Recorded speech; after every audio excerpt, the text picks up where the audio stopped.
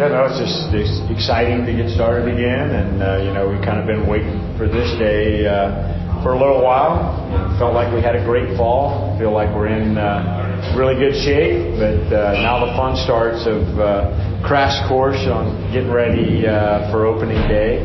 But our guys put a lot of work in. Our coaches put a lot of hours in trying to get this team ready to go, and we're excited about the first day getting ready to go. You have a lot of new faces naturally, but it's never more evident when you look at what you have up the middle from catcher out to center field. What do you see there as far as your evaluation so far? Oh, I think we're in great shape. Honestly, I think the two transfers have made a big difference in just infield defense with Peyton Green, Mike Machete. Drew Burrus is a fantastic player, freshman. We're very fortunate that he bypassed the draft and came here. And then Matthew Ellis has a lot of experience of catching in the Big Ten, catching at Indiana. But there's some other guys. Tyler Minnick sitting right there, and we have a really good freshman in Von Lackey. So, they always say, you got to be strong up the middle, and I feel real confident about where we're at in the middle of the diamond. What do you want to see out of these guys the next few weeks before game start? Just kind of get ready to go. I mean, I want to see things that we've emphasized come into play. Like there's been a major emphasis on throwing strikes and challenging hitters. There's been a major emphasis on playing defense. We do have a lot of new faces offensively, but I'm very confident that we'll be a good offensive team again. And so see how those guys stack up, and see who's going to garner some at bats when we start playing for real. What did you learn in the fall from going through that and getting to play a little bit with these new faces? I think the transfers that we got in here are all good players. I think that when you bring in as many newcomers, so we had, I think, 12 transfers, 14 freshmen, so 26 guys on our roster, first-year players here. You always wonder how are the newcomers, or particularly the transfers, going to mesh with guys that are here. And I think we've had great leadership. We've got Ben King and John Giesler have been here for a long time. They do everything the right way. They're very hard workers. They're great in the classroom. They competed at a high level for us last year, so they know kind of what it takes to, compete for 56 games and also compete in our league. So I think they've done a great job of just getting everybody transitioned in. But I think we're in a good spot. We the only two position players that played a lot last year were Giesler and Tyler Minnick. But I do think the transfers have hit the ground running. I think we have a good freshman crop, and now it's time to get them ready to go compete. There's a lot of question marks with the pitcher staff strictly because of all the injuries last year. How did you make it through the fall, and what do you see as possibilities with starters in the bullpen? I think we're in great shape. I mean, I think we have a deep pitching staff. I think a lot of the guys that, some of them you saw pitch last year. Some of the guys that were hurt, particularly Logan McGuire, is trending in a good direction. He's throwing well. Cam Hill had a great summer. I think he's confident. King threw a lot of innings for us last year in the pen. Aiden Vinatieri threw a lot of innings for us last year. But I think we can kind of go, just on and on. I think every pitcher that we have in our program right now, from the beginning of fall to where they're at right now, they've all made great strides. Vinatieri pitched a lot of the long relief last year. Do you see him as a possible starter? I think it's a possible. Like, we're stretching everybody out right now. Like I think, Coach Taylor's doing a really good job of stretching everybody out, and I think we'll probably go into that first weekend with a pretty good plan of, okay, here's our starting rotation, and here's guys that we feel like can really help us in the bullpen. But it could change. It could change day to day, week to week. I think we have a lot of interchangeable parts. But I do know one of the things that we're looking for is to have starters that can go, fairly deep into games and not have to go get somebody out of the game in the second, third inning. Tate McKee is one of the freshmen that has been mentioned. Are there any other freshmen additionally that you like so far through the fall? Yeah, one of them we'll throw out here today, Sobel. There's a couple guys that we redshirted last year that are going to make our roster this year, and Caden Gaudette and Carson Ballard. I think both those guys have made drastic improvements. And but I think, if you just looked at the first two freshmen, it would be, certainly McKee and Sobel. Start of a new season, I know, is always exciting. Players, fans, coaches. But for you, who's now, I think, you're 31 at Tech, do you still get that same feeling, excitement this time of year with the new season about to begin? No question. I think that's the great thing about my job. I get asked the question all the time, and I'm just a sports guy. That's what I like to do, and I like watching sports. I like, going to football games and basketball games, and that's the exciting thing, is that each year the faces change, and so it's taking those guys and trying to certainly maximize their potential, but create an environment and an experience for them that, not only will serve them well as athletes and competitors here at Georgia Tech, but serve them down the line when, they're like me and they've got families and kids. So there's nothing better than this. I would never want to do anything different than, what I'm doing, and the opportunity that I get every day to, try to make somebody's day better or try to make somebody's life better.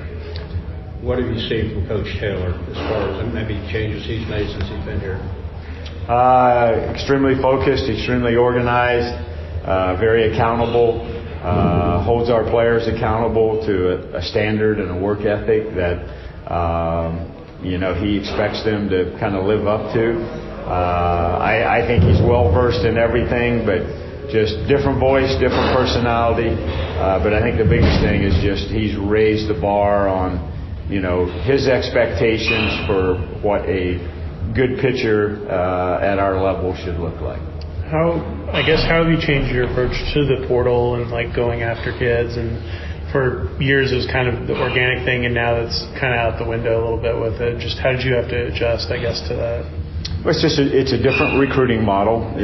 We have always prided ourselves on recruiting at a high level with freshmen, getting them in here, developing them, putting them in the fire to play, but that is not a good formula, just honestly these days, because, there's guys that are 23, 24, maybe even 25 years old playing college baseball, so to expect an 18, 19-year-old kid to have the experience and the competitive fire that someone that has played 3 or 4 seasons in college baseball, it's just not going to be a good recipe. So we knew last year, we had a really good freshman class coming.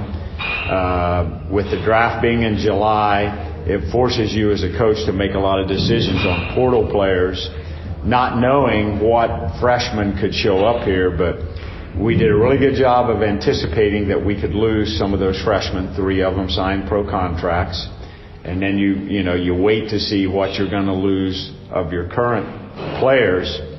But I think we knew when we got on that bus last year in Durham coming home from the ACC tournament that we weren't going to the postseason, and that's a very bad feeling as a coach when you know that's not going to happen.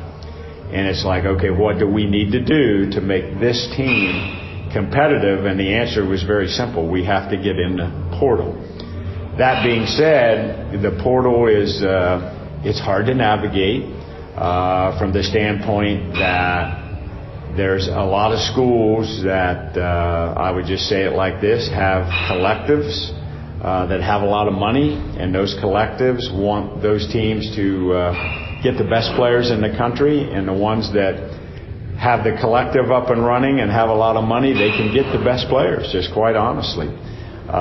We are not at that level.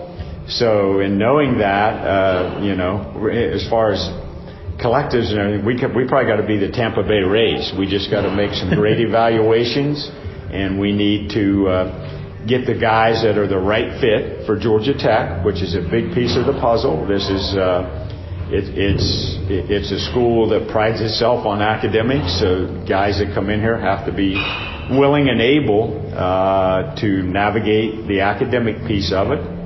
But yeah, it's a different recruiting model, and it's something that we will continue to do. Now, will we bring 12 players in like we did this year? Probably not. But when we feel like there's an area that we need to improve upon, the easiest way to, not necessarily a quick fix, but try to fix something would be to go into the transfer portal. You talked about the disappointment of missing the postseason last year, so I assume that would be a goal to get back there this year. What do you think it is going to take to get past where you couldn't last year from this team? Yeah. At least what you can see so far. No. I mean, that's always the goal, and we'll state it. We want to be the best team in our state. We want to be the best team in our league. And if we're those two things, then we're going to get into postseason play. And so what will it take? It's going to take a collective unit of pitching, hitting, defense, base running, and all the other things that go into it. We have to be able to execute at a high level.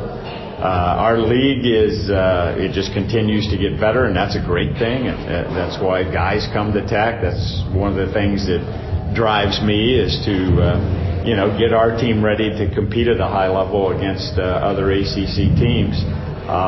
So I think that's it. We just have to get ourselves ready to compete at a high level, execute at a high level, and if we do those two things and kind of take care of our business, I think I'm hoping in late May that we're either hosting a regional or we're going someplace to play in a regional.